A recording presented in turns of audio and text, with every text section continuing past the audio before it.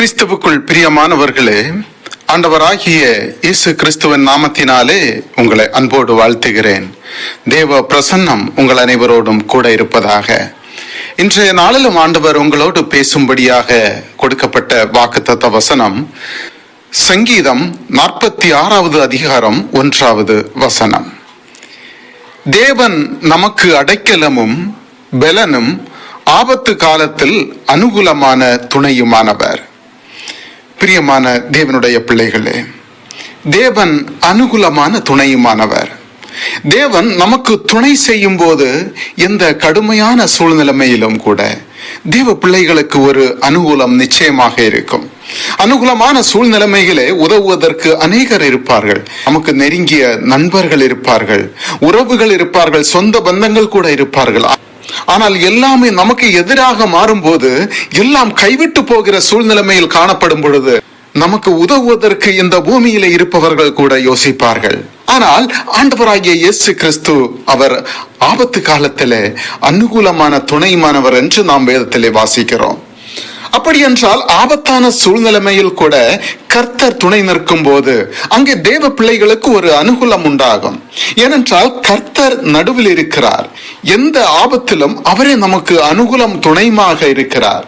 யோசேப்பை பாருங்கள், அவர் சொந்தக்காரர்கள் அவனை கொல்லும்படிக்கு திட்டம் போட்ட போது அதன் நடுவில் ரூபனை கொண்டு கர்த்தர் அவனுக்கு அனுகூலம் செய்தார்.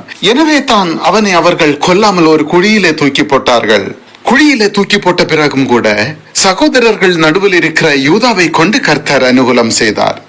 குழியிலிருந்து அவனை தூக்கி எடுத்தார்கள். அதற்கு பிறகும் யோசேப்பு சிறைச்சாலையில் அடைக்கப்படுகிறான். இஸ்ரவேலர் கையில விற்று போட்டார்கள். அவனை எகிப்திற்கு கொண்டு போகப்படுகிறார்கள். அங்கு சிறைச்சாலையில் அடைக்கப்பட்டான். வேதம் சொல்லுகிறது, கர்த்தர் அவனோடு கூட இருந்தார். கூட இருந்து என்ன செய்தார்? சிறைச்சாலை தலைவனுடைய கண்களிலே தயவு கிடைக்க பண்ணினார். அங்கே கர்த்தர் அவனுக்கு அனுகூலம் செய்கிறார். பிரியமானவர்களே, சூழ்நிலைமைகள் எல்லாம் கடினமாக காணப்பட்டாலும் தேவன் கூட இருந்ததுனால தேவ பிள்ளைகளுக்கு அனுகூலம் உண்டாகிறது.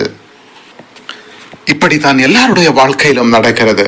இந்த வார்த்தை கேட்டுக்கொண்டிருக்கின்ற பிரியமானவர்களே, இன்று நீங்கள் சந்திப்பது சற்று கடினமான சூழ்நிலையில் இருக்கலாம். நீங்கள் நடந்து செல்கிற பாதை சற்று வேதனை நிறைந்ததாக இருக்கலாம். அதை குறித்து நீங்கள் கவலைப்பட வேண்டிய அவசியம் இல்லை. தண்ணீரை கடக்கும் போதும் நான் உன்னோடு இருக்கிறேன். பிரச்சனை என்று சொல்லி விட்டு செல்வதற்கு அவர் மனிதன் அல்ல, அவர் உண்மையுள்ள தேவனாயிருக்கிறார்.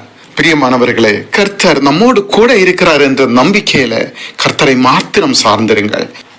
தொடர்ந்து அவருடைய விசுவாசத்தில் முன்னேறி செல்லுங்கள். ஆண்டவர் உங்களை இந்த வார்த்தையின் மூலமாக ஆசீர்வதித்து வழி நடத்துவாராக. கண்களை மூடி ஒரு நிமிடம் ஆண்டவரை நோக்கி ஜெபிப்போமா? அன்பு நிறைந்த பரலோக பிதாவே, ஆண்டவரே, இதோ இந்த நாளின் காலை நேரத்திற்காக உமக்கு கோடாகோடி ஸ்தோத்திரம் ஆண்டவரே, ஸ்தோத்திரம் அப்பா. இந்த நாளிலும் நீர் ஒரு அருமையான வாக்கு தத்தத்தை கொடுத்து ஆண்டவரே அதை தியானிக்கும்படியாக செய்த மேலான கிருபைக்காக நன்றி தகப்பனே. இந்த வார்த்தையை யாரெல்லாம் கேட்டுக்கொண்டிருக்கின்றார்களோ ஒவ்வொரு பிள்ளைகளையும் நீர் ஆசீர்வதிங்க, அவர்கள் குடும்பத்தை ஆசீர்வதிங்க ஆண்டவரே. ஆண்டவரே, எங்களுக்கு அனுகூலமாய் இருக்கிற நல்ல தேவனே, நீர் உண்மையுள்ளவராய் இருக்கிறீர் அப்பா. நீர் எங்களோடு கூட இருப்பதனால் ஆண்டவரே உம்முடைய தயவை விளங்க பண்ணினபடியால் செல்கின்ற இடங்களிலே செய்கின்ற காரியங்களை அனுகூலம் உண்டாகிற நல்ல கிருபைக்காக நன்றி சுவாமி. உம்முடைய பிள்ளைகளுக்கு அனுகூலமான காரியங்களை நடப்பித்து உம்முடைய பிள்ளைகள் அறிந்து கொள்ளும்படி கர்த்தர் உதவி செய்வீராகப்பா. ஒவ்வொரு பிள்ளைகளையும் ஆசீர்வதித்து பலப்படுத்துங்க. உம்முடைய கிருபையின் கரம் கூட இருக்க வேண்டும் என்று ஜெபிக்கிறேன் ஆண்டவரே. பலவித கஷ்டங்களுக்கும் மத்தியிலும் போராட்டத்தின் மத்தியிலும் வாழ்கிற பிள்ளைகளுக்கு ஆண்டவரே நீர் அனுகூலமாக நல்ல வாழ்க்கை வாழ கிருபை செய்யும் ஆண்டவரே. ஆண்டவரே, பலவித கஷ்டங்களுக்கு மத்தியிலும் போராட்டத்தின் மத்தியிலும் வாழ்ந்து கொண்டிருக்கின்ற பிள்ளைகளுக்கு நீர் அனுகூலமான நல்ல வாழ்க்கை வாழ கிருபை செய்யும் அப்பா. நீர் ஆசீர்வதித்து வழி நடத்தும். உம்மிடத்திலே ஒப்பு கொடுத்து ஜெபிக்கிறேன் ஆண்டவரே. உமக்கு சித்தமானதை உம்முடைய பிள்ளைகளுடைய வாழ்க்கையில நிறைவேற்றி கொடுத்தல்லாம். வியாதியோடு இருக்கின்ற பிள்ளைகளை ஆசீர்வதித்து நல்ல சுகத்தையும் பலத்தையும் கட்டளையிடுவீராக அப்பா.